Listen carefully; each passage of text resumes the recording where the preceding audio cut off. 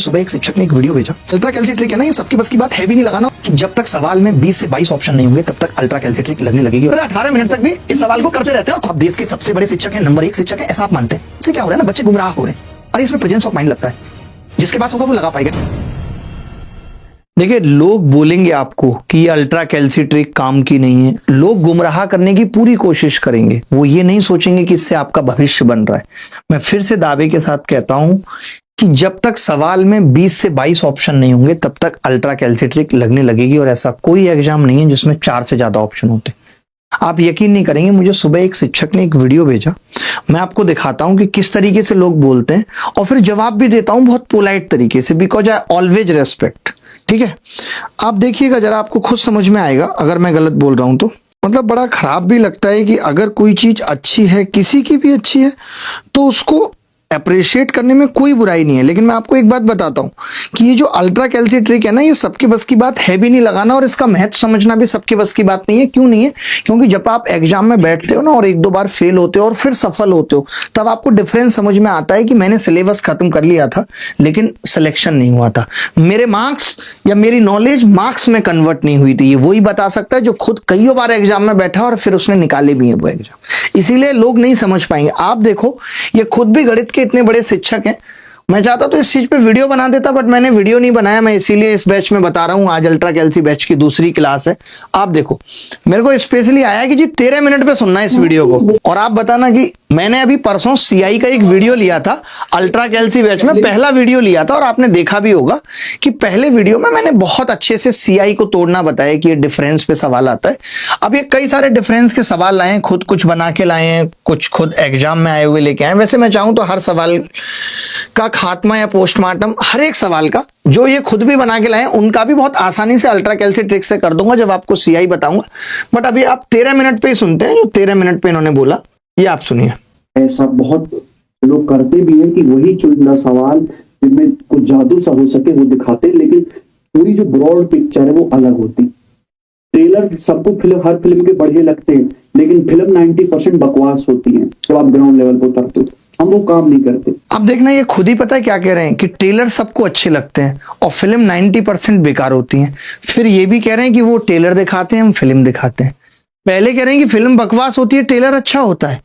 फिर कह रहे हैं कि वो ट्रेलर दिखाते हैं, यानी हम ट्रेलर दिखाते हैं और ये फिल्म दिखाते हैं। अब आप देखना, इस सवाल पे मुझे ये बात भी इतनी बुरी नहीं लगी, मुझे एकदम बुरी नहीं लगी। मैंने कहा कोई बात नहीं, इसमें क्या ही बुरा लगना है, कहने दीजिए। फिर एक सवाल आता है, अब देखो अब क्या बोलेंगे, सुनना। बहुत पहले टीसीएस ने भी पूछा था, तो 2018 में पूछा था ये टीसीएस भी पूछा था। 15,000 रुपए की राशि 16% कंपाउंड इंटरेस्ट पर उधार दी जाती है। आपसे क्या पूछा? दूसरे साल और तीसरे साल के सीआई का अंतर। अब आप जैसे यहाँ पे डिजिटल सम या यूनिट डिजिट लगेगा, नहीं सेम है। डिजिटल सम लगाओ, देखो सबका ऑप्शन का सेम आएगा ना। यानी कि यहाँ पे सब क्या हो गया, गुड़ गोबर हो गया। सारी अल्ट्रा कैल्सिट्रिक गुड़ गोबर हो गई, है ना बच्चे। अब कंसेप्ट समझना, कहां पे शुरू कर रहे हैं भाई साहब, देखना कंसेप्ट कहां पे शुरू कर रहे हैं। 16-17 पे शुरू कर रहे हैं, चलते रह रहे हैं 2-3 मिनट पी जाते हैं। मेंटली आप करेंगे, आप देखो 17-18 मिनट तक भी इस सवाल को करते रहते हैं और खुद भी क्या कर भाई, इसका स्क्रीनशॉट लेके भेजो 1 मिनट। ये कह रहे हैं कि इस सवाल में कोई अल्ट्रा कैल्सिट्रिक नहीं लगेगी। ठीक है भाई, अब इन्होंने खुद ही इस सवाल में 16% किया है, जबकि मैं ये कहता हूं, एक सिंपल सी बात मैं हमेशा कहता हूं कि जब 2 साल के अंतर की बात होती है, ये बेसिकली 2 साल का अंतर है। एक तरीके से क्या है, ये 2 साल के एसआई-सीआई का ही तो अंतर है। दूसरे साल का ब्याज और तीसरे साल के ब्याज का अंतर। अगर मुझे मालूम है कि 2 साल का अंतर है तो मैं 16 का 16% लूंगा। ये मैं बताता हूं, जब सीआई की ट्रिक है तो 16 का 16% लूंगा। ये खुद भी 16% कर रहे हैं। जब ये 16% किसी चीज का कर रहे हैं, इसका मतलब ये तय हो जाता है कि सवाल 8 का मल्टीपल होगा, उत्तर जो भी होगा। अब आप देखें तो 400 कटता है लेकिन 44 नहीं कटता, तो ये उत्तर नहीं हो सकता। 444 वाले या 454 वाले उत्तर नहीं हो सकते, बी उत्तर होगा, क्योंकि इसी के लास्ट 3 डिजिट 8 से कट रहे हैं। तो क्या मैं आपसे पूछना चाहता हूं कि क्या अल्ट्रा कैल्सिट्रिक्स या ये जो ट्रिक्स हैं, ये सिर्फ यूनिट डिजिट और डिजिटल सम होती हैं? क्या लास्ट 2 डिजिट नहीं है?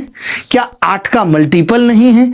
क्या 9 या 3 की डिविजिबिलिटी नहीं चेक कर सकते? आपने जो पीछे भी सवाल कराए उसमें भी 9 या 3 की डिविजिबिलिटी लग रही है। और आप कहते हो पता है क्या, कि आप बहुत ज्यादा कंटेंट देते हो, ये आप मानते हो।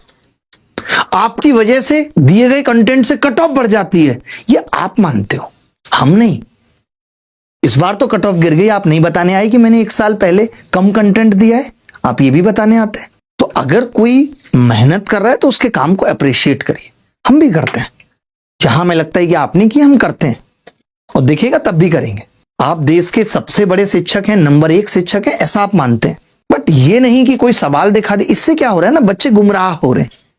बच्चे क्यों गुमराह हो रहे हैं? उनको लगता है यार अभिनय शर्मा कह रहे हैं कि ऐसी ट्रिक सीखी, अल्ट्रा कैल्सी ट्रिक सीखी, इससे पेपर में फायदा होगा। सेम डे हम सीआई पढ़ा के जा रहे हैं, आप सेम टाइप के ऐसे सवाल चुन चुन के लेके आ रहे हैं जिनमें आपको लगता है कि हम नहीं लगा पाएंगे। अरे इसमें प्रेजेंस ऑफ माइंड लगता है, जिसके पास होगा वो लगा पाएगा, इसमें सेंस ऑफ ह्यूमर काम करता है। अरे जब मुझे मालूम है कि 16 का 16% है, एक बार भी 16% निकालूंगा तो 8 का मल्टीपल होगा, और वो एक ही ऑप्शन है। मैंने कहा ना आपको कि अल्ट्रा कैल्सी ट्रिक फेल ही तभी हो पाएगी जब 20 से 22 ऑप्शन होंगे। तो ऐसे मत कहिए, वरना आप भेजिए हमें सवाल, आप अपना काम करिए ईमानदारी से, हम अपना काम ईमानदारी से कर रहे हैं, बात खत्म हो जाती है। क्यों ही बिना मतलब उलझने की कोशिश करनी है, क्योंकि हमने कुछ गलत नहीं किया है, और ना हम गलत कर रहे हैं, और ना हम आगे कभी गलत करेंगे। बिना मतलब उलझ के फायदा क्या है? आप वैसे भी बहुत खराब खराब बातें भी कह चुके हैं, कभी वक्त आएगा